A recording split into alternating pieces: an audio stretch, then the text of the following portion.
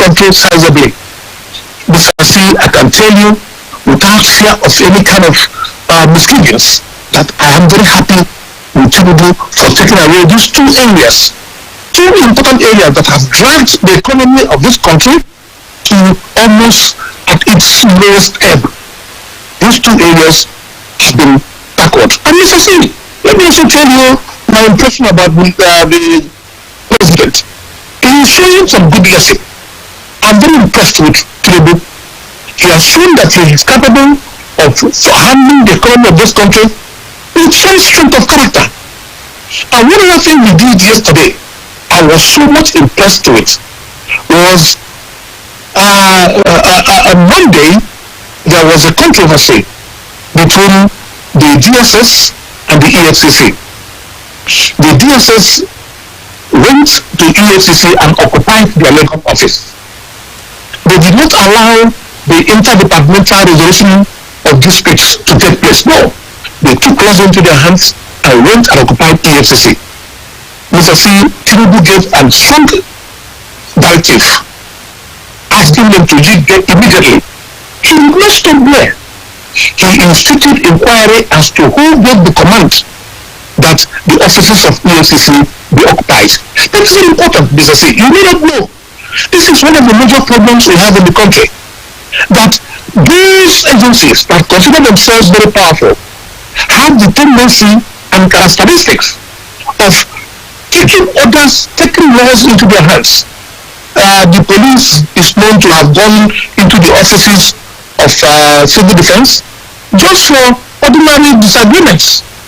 The Nigerian army is known to have gone into police and scattered police headquarters just for disagreement, not on issues that borders on protection of life and property, not on issues that borders on curbing crime. No, these are issues that border on ego and selfish motives. So I'm happy that these three areas he has done so far. In less than 2 days after inauguration, he has taken bold leadership steps, and we commend him for that. But for a lot of people, and going by the comments you've made, this is highly commendable because in the long run, there's a belief that Nigerians at all strata would stand to benefit from these policies. But there are those who have an argument as to the timing of this coming, particularly as it has to do with the removal of fuel subsidy. Well, the president during the day said, hey, he got to discover that there was no budgetary provision for subsidy in the second half of the year. But could he have made that comment? Because of course it's already had an effect on the prices of these petroleum commodities as we speak right now. There are those who believe probably he should have talked about meeting with the IPMAN and stakeholders in the sector to be able to discuss modalities and then gradually phase this out. Do you agree to that? Mr. C, once you initiate discussions, you create problems. He has to take a leadership position. He has to be a strong leader. Ordinarily, one should expect that there are some contacts and negotiations with stakeholders, meetings and seminars. We don't need all that right now, Mr. C. The country is bleeding. And let me give you another information. The only difficulty I see with the removal of the subsidy is the inability of Dangote to have commenced local production. Dangote's refinery at the Ekpe area in Lagos State has a capacity of 650,000 liters daily. Daily. So if we have this local production by Dangote, it means therefore that we are not going to take this crude to foreign countries to refine and bring back. Dangote's refinery, according to records we have, is the biggest refinery in the world. It has a higher capacity, but they want to commence at 650,000 liters daily. So that is the only problem I see. I would have expected him maybe to hold a little bit, because we are told that Dangote's refinery will commence operation in July. If it is going to commence operation in July, which is about a month and the quarter days to go, fine. So what we need to do is let those and also those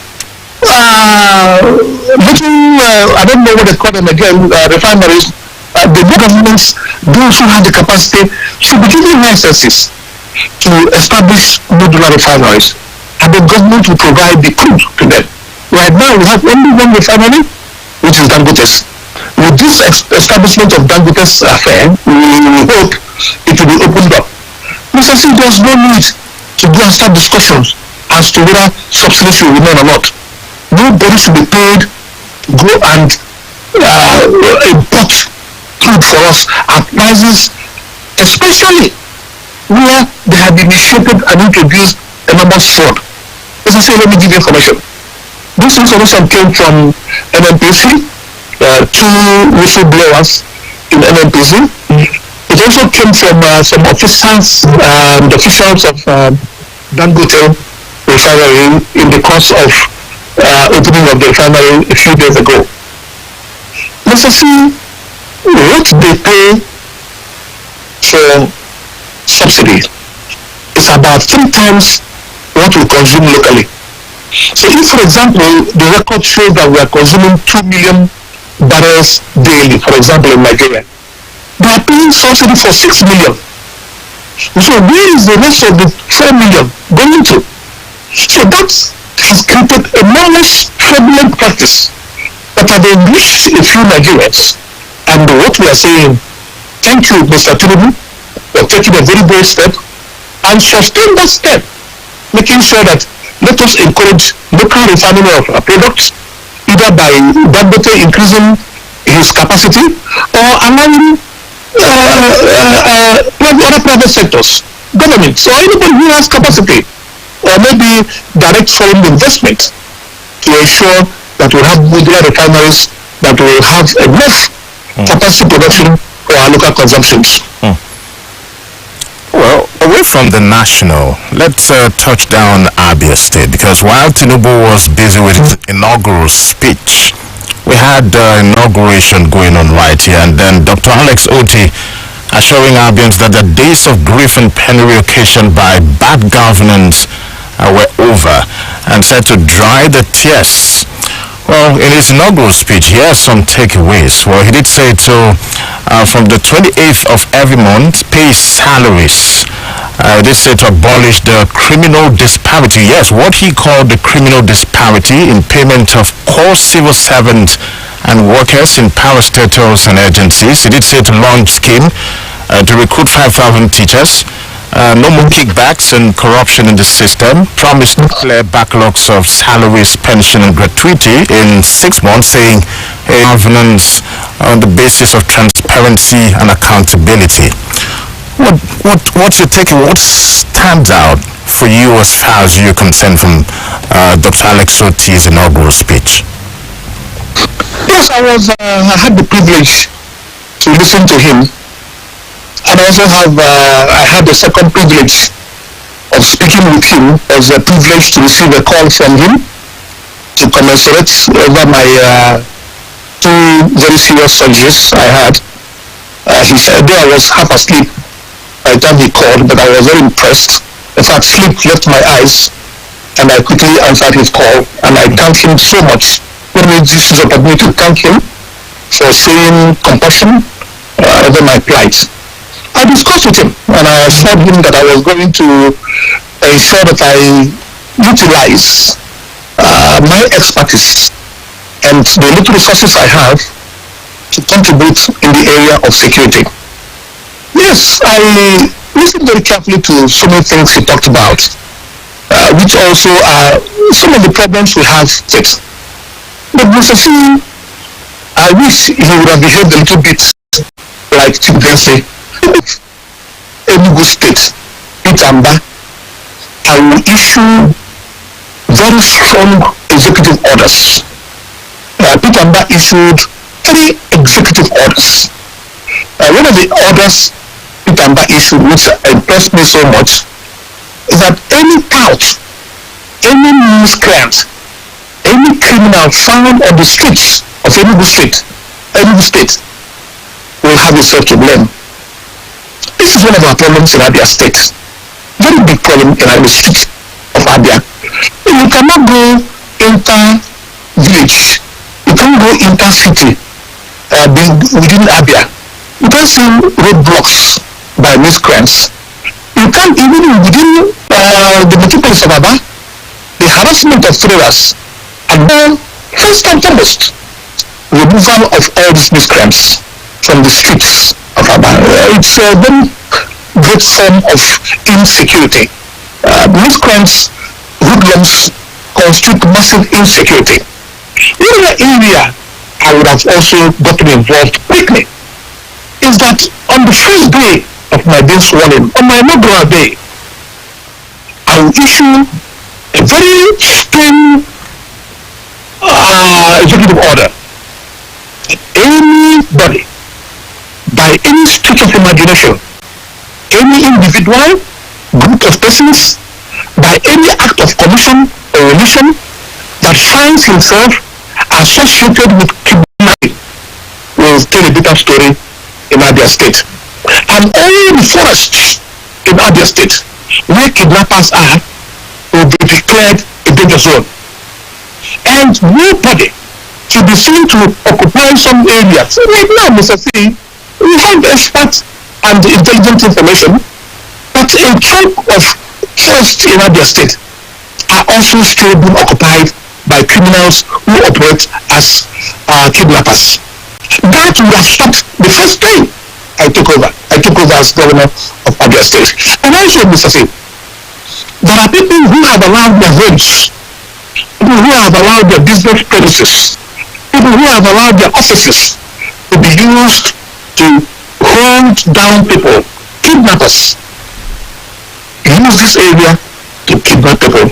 I was one of the areas I placed TALG, if you remember, Mr. C, was when we decided that anybody whose house was used for the sale of babies. You remember when TALG was there?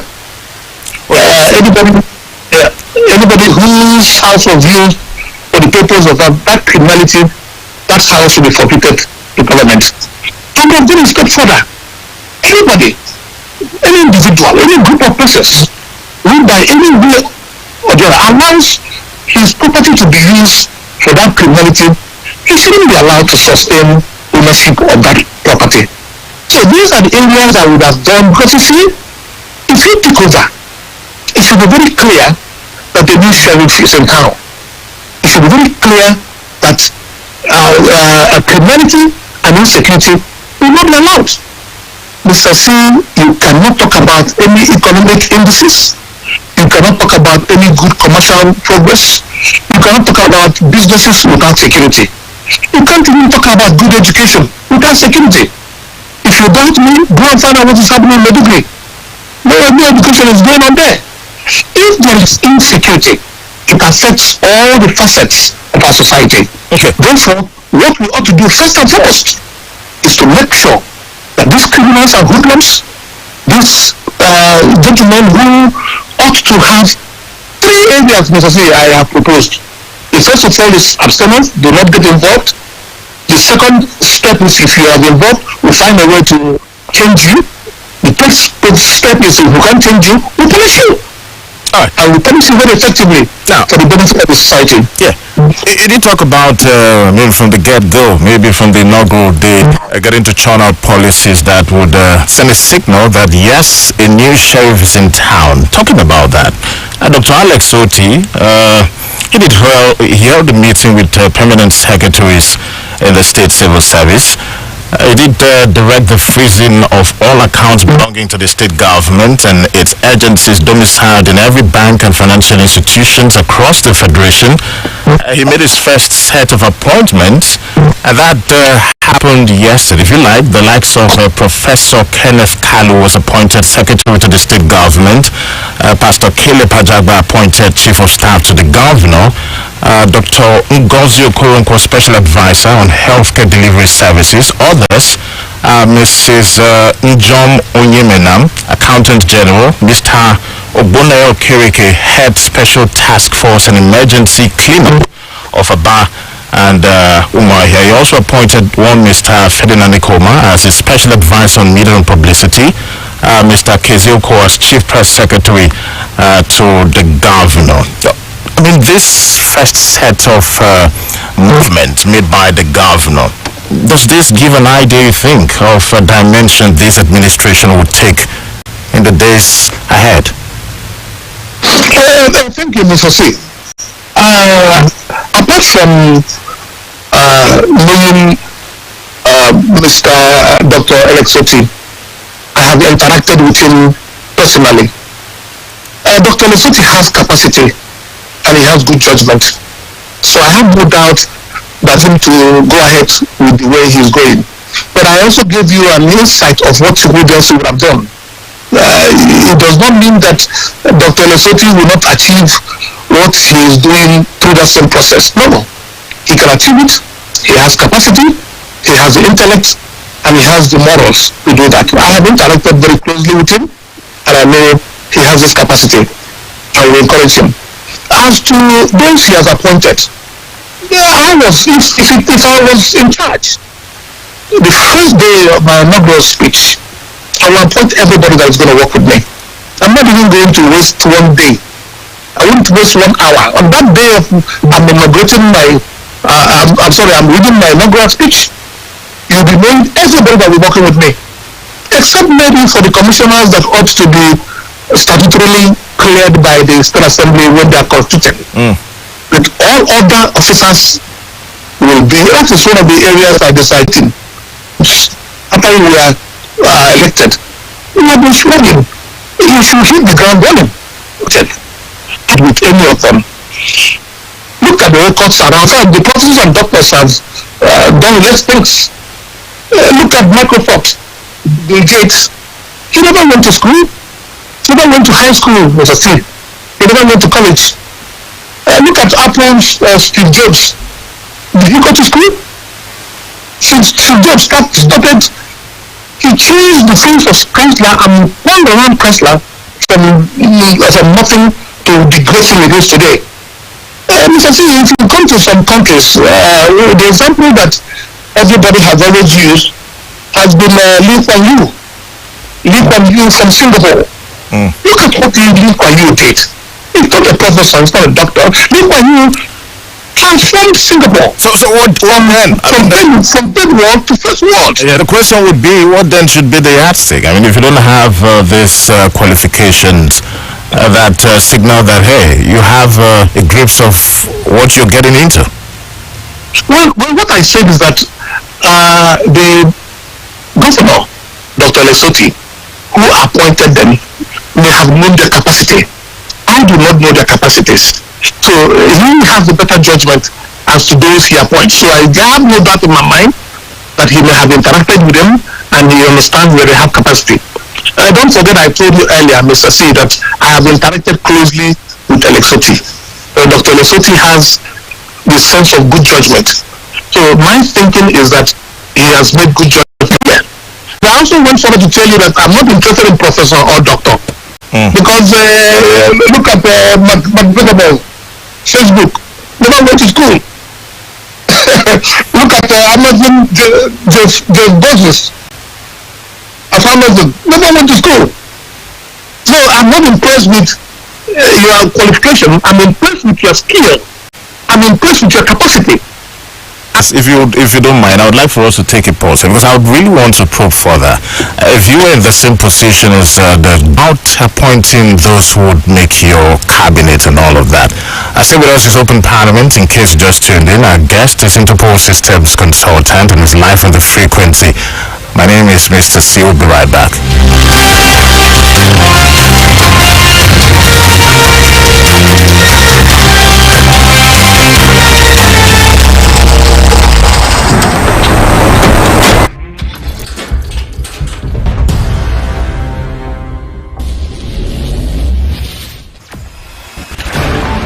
Experience the smooth and strong feeling that consistently surpasses expectation. Leading the way in high-performance lubricants, Monster Supermoto Oil is as durable as titanium.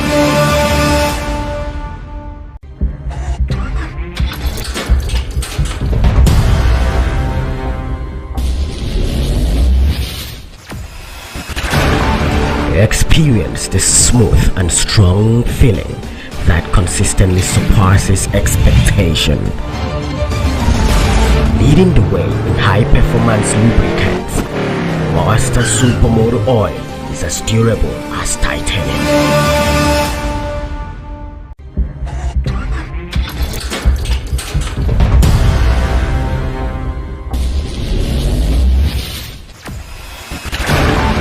Experience the smooth and strong feeling that consistently surpasses expectation.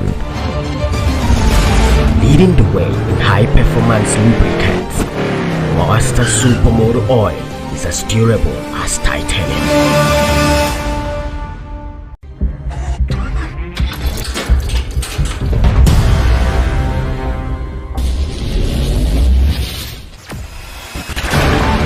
Experience the smooth and strong feeling that consistently surpasses.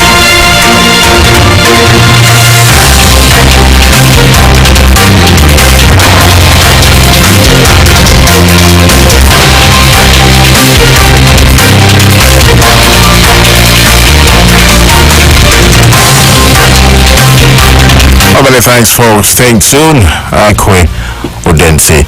It's a virtual this morning. Don't forget, on the flip side, would have you come through with the reaction of what you've been hearing on the program this morning. My name is Mr. C.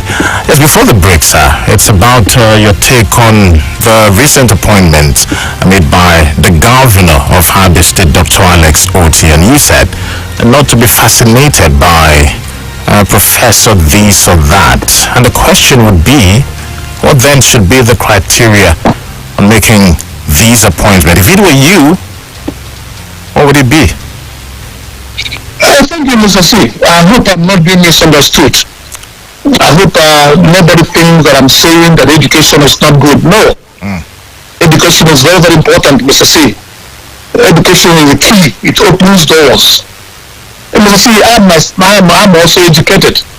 And I also encourage my children to go to school. Education is very, very important. It opens horizons. But what I'm saying, Mr. C, is that today, the world is no more interested in paper qualification. The world is interested in skills and capacity. If you look around the world, what drives technology is not just education. What now drives the world is capacity, is skills and capacity. Mr. C, what I did as the systems consultant of Interpol, it became necessary to look for who will be the national technician of Interpol. What does the national technician do? The national technician is the one who has to oversee and make sure that all the 19 databases of Interpol were capable and functional, effectively functional. So I had to interview so many people. Mr. C, I interviewed 4 PhD holders in the area of software design and installations and maintenance. I interviewed master's degree holders. But Mr. C, I had an eye on capacity and skill. Today, I do not have a PhD holder as a national technician of Interpol in Nigeria. I do not have a master's degree holder. I don't even have a first degree holder. Mr. C, I have a young man who has 18 certifications, skills certifications on systems and data. That is what I'm looking for. That is the example of what I'm talking about. It does not mean there are no PhD holders in the area of software. But how many certifications do they have? How many certifications have they gone through? So if you have all these big certificates, you don't have capacity to implement. It's a problem. If you look at some of our professors, I have a doctor of science. I had discussions with him on the area of sciences. Mr. C, I was disappointed. Very disappointed. Just like you remember, without sounding modest, when I criticized what our former governor, Dr. Zibazu, said about the flyover. Dr. Kezi Bazo is a doctor of sciences. He has a PhD in sciences. But he was not able to understand the proper technological composition of construction of flyovers. In fact, even the regular engineers that were working around the area criticized his idea of saying that when you pour hot water on the road gets bad. It is unfortunate. How can a doctor of sciences say that if you pour water on the road, hot water, that the road will deteriorate? It is not true. Or maybe to suggest to us that you first of all do the concrete work before you put laterite on top of concrete. And when you put laterite on top of concrete, you have to wait for the concrete to compress before you start work. That is not true. So what I'm saying as a matter of fact is that I am not